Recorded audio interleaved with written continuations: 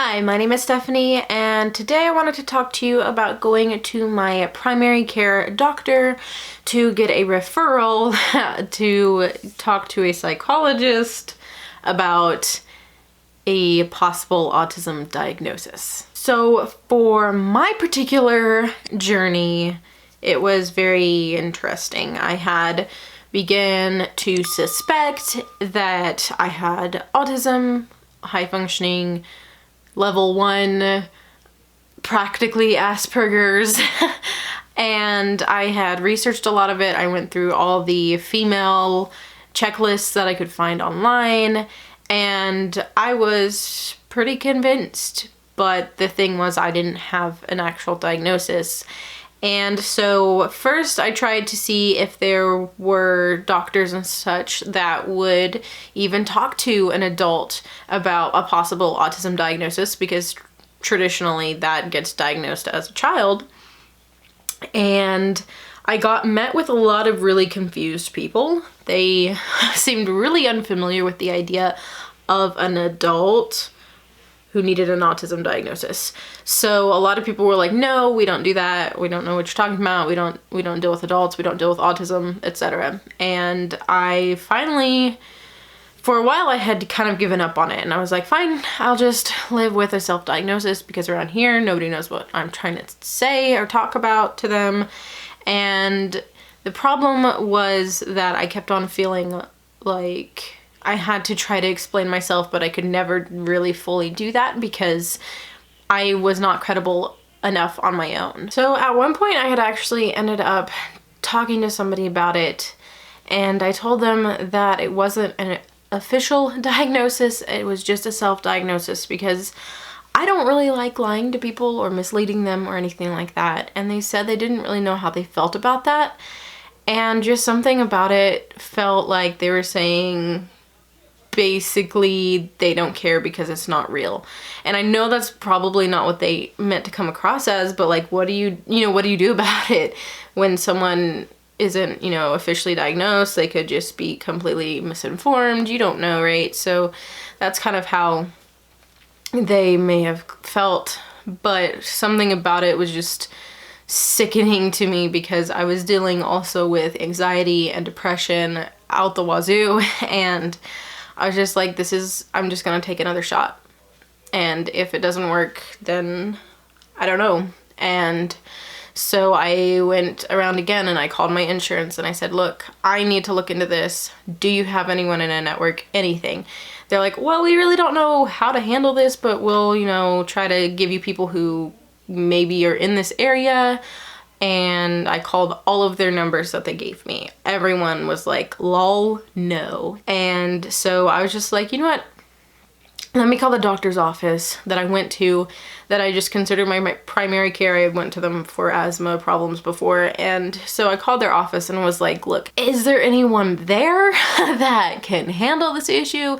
Can anyone at all? And they said, what are you talking about? And of course I would say autism spectrum disorder to them, and they'd be like, what? And I said, autism. And they're like, and is this for you or for someone else? I was like, for me. And they're like, oh, how old are you? I told them how old I was. And they're like, oh, well, we'll basically talk to the doctor. And so I had to go in for a referral. And I had thought I was all prepared because I printed out the checklists and I just went through and I highlighted everything that I identified with, and I was just like, I'm gonna show this to them. I had it in my purse and I got to my appointment, and being by myself was terrifying, because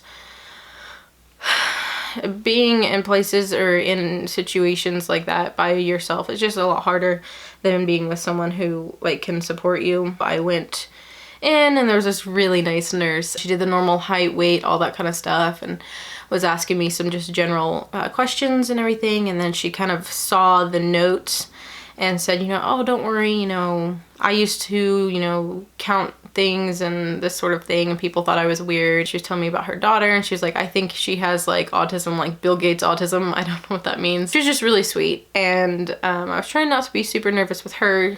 But when the doctor came in and basically was like, why are you here? It just completely threw me for a loop, because I had never really been able to verbalize it in the capacity that I was trying to. Now, the first time I actually had gone for asthma, I talked to his physician's assistant, and she did my stuff for the asthma, and I asked her if I could talk to her about an unrelated thing, and she said sure. And I said that, you know, I didn't know if she was the person to talk to, but I thought that I had Asperger's. And she was just like, oh, well, yeah, I'm not the right person to talk to that about, but we can like refer you to a mental health institution, basically. And I was like, thanks, you know. So when I came in, I don't know, it's just difficult because that's what the whole appointment was about, was possibly having autism, or basically figuring out what is going on with me if it's not. And at that time, when he said, you know, like why I was there, my mind was racing because clearly he should know why I was there, and so I didn't know why he was asking me that, and I didn't even know where to start. He's like, why did you come to see me today? And I was like, and then I just kept on saying, I'm sorry. I don't know where to start. I'm sorry. And so he was just kind of like weirded out, I guess. And he's like, well, let me go get the nurse back in here. And so she came back in and she's like, oh, hey, how's my buddy? And stuff like that. He said, you know, maybe bringing in a familiar face will help you. But I had literally just met her. So as nice as she was, now I have two people staring at me as I'm trying to explain something that is honestly very deeply personal. It feels really vulnerable to kind of try to talk to somebody about that. And it doesn't help that going in, you know, after watching all these videos and reading all these articles and reading everything that I could possibly get my hands on, I already know that there is a bias against me being a female at my age seeking a diagnosis. So I already feel on the defensive. And so everything that he was saying to me immediately like put me in defensive mode. Like, he's already not gonna believe me. He's not gonna listen to me. I was hoping that I would be wrong. I can't exactly remember how exactly we got from one point to another, but he ended up sitting at the little computer to ask me some questions or something like that. And I didn't pull out my papers. I should have pulled out my papers, but he was starting to ask me questions. And so he was like, did you know that people with autism don't typically know they have autism? And saying that really made me feel like he was saying like, you don't probably have it because you wouldn't know. Well, clearly I haven't known because I'm 23 years old and now I'm sitting in this office. Like, I didn't know until now. And it just, it was just frustrating and really disheartening, kind of like, I don't know what kind of maniac goes to a doctor's office faking or wanting a diagnosis of autism for no reason but attention. Maybe some people do that, but I don't know who would, and it just really seemed like he was supposing that's what I was doing. And at this point I am stimming a lot, moving my legs a lot, rocking back and forth a little bit, taking a lot of breaths because I'm nervous, and now I feel like everything I had planned for is just derailing. I have no one with me. I have these two people staring at me, and he's clearly like doubting. And he's like, well, let me check your pulse or something for a minute. So he takes out a stethoscope and he takes it and he grabs my wrist and he puts it on my wrist or whatever, because I'm trying to explain to him, because he's asking me why I think I might have autism. And I'm just zeroed in on the one thing my brain can even remember. It's like all of the information that I've ever had, all the facts, everything, it just went away. And so all I could remember was like, I don't feel like I can connect to people. I don't feel like I can connect to people, or it's like they're on a different page and I don't understand what they're talking about. I completely left out any restrictive behaviors, but I don't understand why he couldn't understand stimming when he saw it in front of his face. In fact, he was in, if you look at his how he studied as a doctor, part of his field is neurology, so I don't know how he didn't recognize stimming, but I didn't get to restrictive behaviors. I didn't get to my growing up or anything. I couldn't get into any of it because I was stuck on the one thing I could remember to say. And then he asked me if I had trouble making eye contact. And again, it's like one of those things, I can't get words out to you anymore. Like, I can't function now because I am like under this pressure that I'm like literally starting to go into a meltdown. It is ridiculous. And so he asked me, do you have trouble with eye contact? Well, I can look at people's faces. So I'm telling him that, like, I can look at your face. It's just really hard for me, especially when I'm trying to explain things. It's hard for me to like look at your face, but I can. And it helps me if I look at your face. I've learned that if I look at your face, I have a better idea of what you are thinking, because a lot of times I won't look at people's faces and I assume that they're making faces that say like they hate me and stuff like that. And so I was trying to explain to him, like, I'm not trying to judge you, but like I feel like you're coming off a certain way, and so like I can look at your face, but and that's all I can say is like I can't connect to people and I can't look at your face, or I can, but I'm not. I don't know. It was a whole mess, and I never pulled out my papers. Like, I had a thing of papers highlighted everywhere and I just couldn't get them out. And then he's asking me, when did these tics start? And I'm like, what do you mean, when did these tics start? It's just when I'm nervous. It's just when I'm upset. It's just when I'm excited. It's called stimming, you moron. And I didn't say the you moron part, but I did say that it's just when I'm nervous. And I kind of left out the fact that it's also when I'm excited, because I couldn't even think of that because I was nervous. And oh, it was such a hot mess. He asked me a couple more questions. He still seems really skeptical. Now he asks me if I can have a blood panel taken, and when the last time was that I had a blood panel taken. And I tell him when it had been done. It was actually pretty recently. In my perspective, I don't know how often normal people take blood panels, but everything had come back clean on it. So I was like, I told him that, and he's like, well, can you do that today? And I was like, I mean, I can, I guess. He's like, can you have blood drawn? I was like, I can if I don't look at the needle. I can if I don't look at the needle. And he's like, fine. And then he says, and I also want you to take a urine test. And I was like, okay. So he's over here ordering a blood test and a urine test. Well, he didn't tell me what the urine test is for, but we'll get to that in a moment. He wants to make sure that something isn't going crazy in my blood or something, and I didn't really know why he needed my urine, but I figured it was to make sure that I was okay. Then he goes out of the room.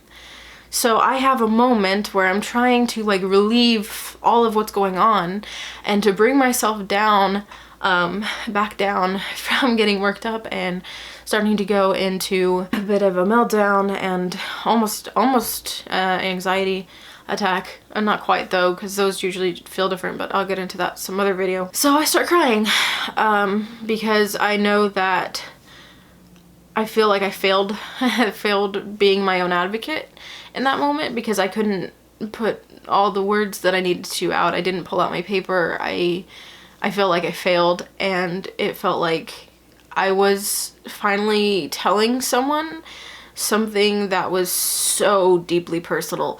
And I don't think people understand that unless if they've been late diagnosed. I don't think you understand how personal that feels, especially if you've faced people either not believing you or just possibly not believing you.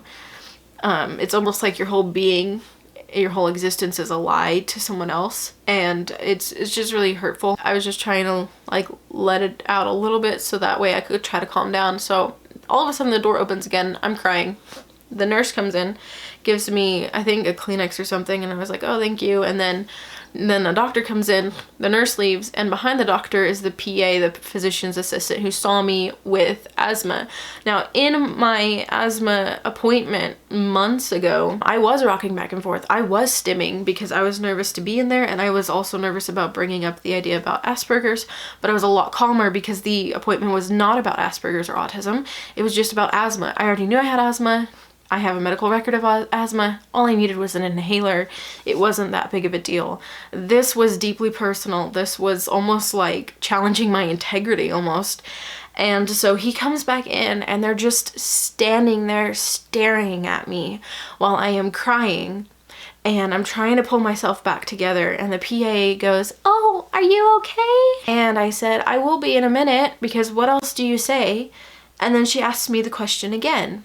And if you're not autistic, if you're not on the spectrum, if you don't have Asperger's, you might not understand. But when I've already answered your question and you ask me the same question, that throws me, because I don't know what you want from me now, because I thought I answered your question. Why are you asking the question again? Now, apparently it was just to make herself feel better, I guess. I don't know. So she was just trying to be calming or something. I don't know. It wasn't calming. It was flipping me out. And so I didn't know what to do. What am I supposed to say to you? And they're just standing, staring at me. And I was starting to like flip out, because I don't know what you want from me. I don't know why you're staring at me. I'm not some sort of freak that you should stand there and stare at me in the office for. I finally, because they're just literally just standing there staring at me. And I said, I don't know what you want from me. Like, what do you want from me? Well, why are you standing there? Like, I couldn't take it anymore, because they're just literally standing in silence, staring at me like I'm a freak. The doctor goes, well, actually, no, the PA says, oh, well, he wanted me to come in here to see if it would help me being here familiar with you or whatnot, but it seems like it made it worse. And I'm like, girl, I met you one time, and that one time you put your hand on my shoulder after I said that I thought I might have Asperger's, and said people have told you weirder things before. You didn't give me help last time. Like, don't pretend that you're here to help me now. I don't know. People don't know how to handle this stuff, but it was just, it really felt really demeaning and patronizing, I think is the right word. So then the doctor says, well, actually, I brought her in here to observe you to see if you were like this the last time.